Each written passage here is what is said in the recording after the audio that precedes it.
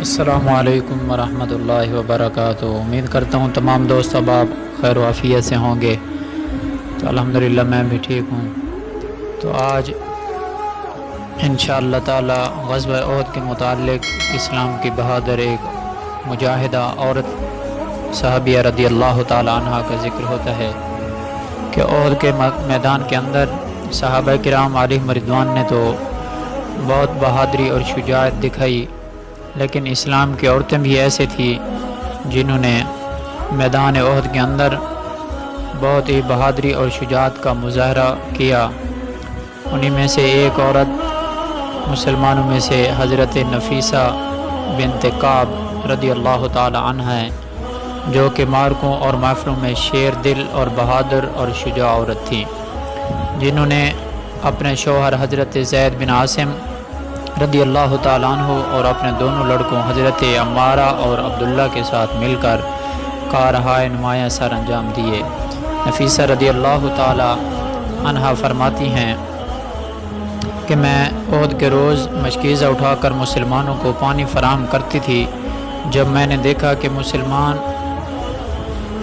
دشمنان اسلام کی ظلم بڑھ گیا ہے اور انہوں نے خوب قتال شروع کر دیا ہے اور مسلمانوں کو شہید کر رہے ہیں، تو فرماتی ہیں کہ میں نے پانی دینے سے رک گئی، مشکیزہ رکھ دیا اور میں نے تلوار اٹھا کر قتال میں مشغول ہو گئی۔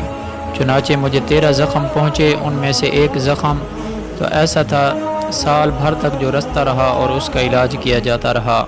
لوگوں نے پوچھا ان سے کہ یہ زخم کس نے لگائے تھے؟ انہوں نے کہا ابن امیہ ملعون نے۔ میں نے بھی اس پر متعدد وار کیے، لیکن وہ 2 زرہ پہنے ہوئے تھا جس پر میری ضرب کارگر نہ ہوتی تھی۔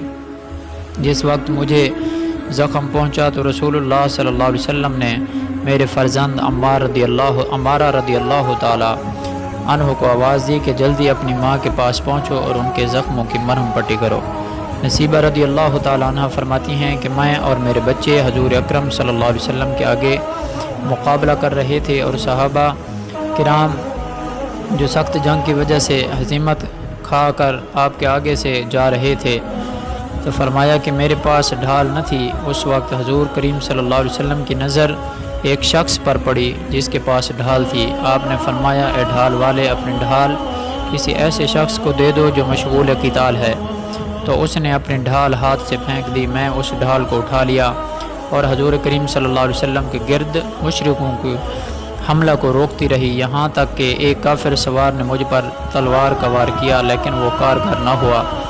میں نے اپنی تلوار کا وار اس کے گھوڑے پر کیا، اس کا گھوڑا گر پڑا اور سوار گھوڑے سے جدا ہو گیا۔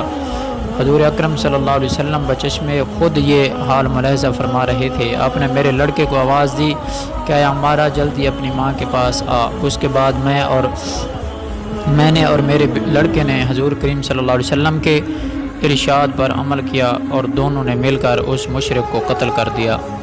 حضرت عبداللہ بن نصیبہ رضی اللہ تعالی عنہ کہتے ہیں کہ اس دن مشرکوں نے ایک زخم مجھے ایسا لگایا جس سے خون نہ رکتا تھا۔ میری ماں نے میرے زخموں کو باندھا اور کہا اٹھ اور قتال میں مشغول ہو جا۔ اس وقت حضور اکرم صلی اللہ علیہ وسلم نے فرمایا اے عمارہ رضی اللہ تعالی عنہ کی ماں، جو طاقت و ہمت تم رکھتی ہو کسی میں نہیں۔ اسی اسنا میں وہ شخص جس نے مجھے زخمی کیا تھا ہمارے آگے سے گزرا۔ حضور کریم صلی اللہ علیہ وسلم نے میری ماں سے فرمایا اے ام عمارہ، یہی وہ شخص ہے جس نے تمہارے بیٹے کو زخمی کیا ہے۔ نصیبہ رضی اللہ تعالی عنہ فرماتی ہیں کہ میں نے اس کافر کی پنڈلی پر تلوار ماری اور وہ زمین پر حضور کریم صلی اللہ علیہ وسلم کے قدم اقدس کے نزدیک گر پڑا۔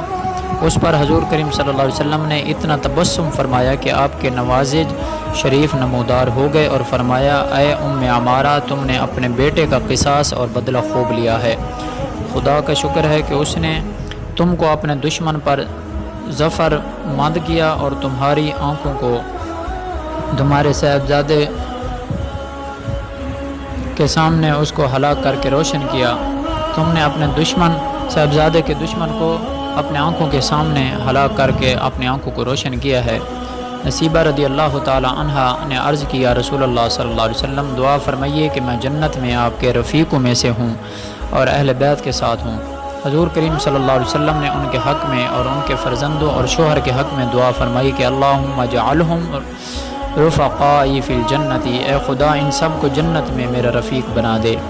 عمارہ رضی اللہ تعالی عنہ کی والدہ نے کہا، ہر وہ مصیبت جو اس دعا کے بعد مجھے پہنچے تو کوئی مجھے ڈر نہیں ہے۔ ارباب سیر بیان کرتے ہیں کہ نصیبہ رضی اللہ تعالی عنہ معرکہ مسیلمہ کذاب میں بھی موجود تھی۔ حضرت نصیبہ رضی اللہ تعالی عنہ بیان فرماتی ہیں کہ روز یمامہ میں مسیلمہ کذاب کی تلاش کر رہی تھی کہ اچانک ایک شکی نے اپنی تلوار کا وار مجھ پر کیا، میرا ایک ہاتھ کٹ کر گر گیا۔ خدا کی قسم اس کے باوجود میں قتال سے باز نہ آئی۔ ایک لحظہ کے بعد میں نے اس ملعون کو قتل کیا ہوا پایا۔ میں نے اپنے لڑکے عبداللہ رضی اللہ تعالیٰ عنہ کو دیکھا کہ وہ اس کے سر پر کھڑا ہے اور اپنی تلوار کو اس کے خون ناپاک سے پاک کر رہا ہے۔ تو اس وقت میں نے سجدہ شکر ادا کیا اور اپنے زخم کی مرہم پٹی میں مشغول ہو گئی۔ سبحان اللہ، کیا عورت تھی جو بہت سے مردوں سے فائق تھی رضی اللہ تعالی عنہ۔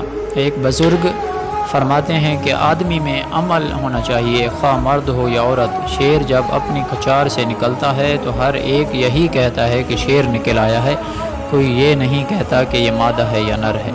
دعا کریں کہ اللہ تعالی صحابہ کرام علیہم رضوان سے محبت اور اہل بیت سے محبت اور ان کے نقش قدم پر چلنے کی توفیق عطا فرمائے۔ آمین بجاہ النبی صلی اللہ علیہ وسلم۔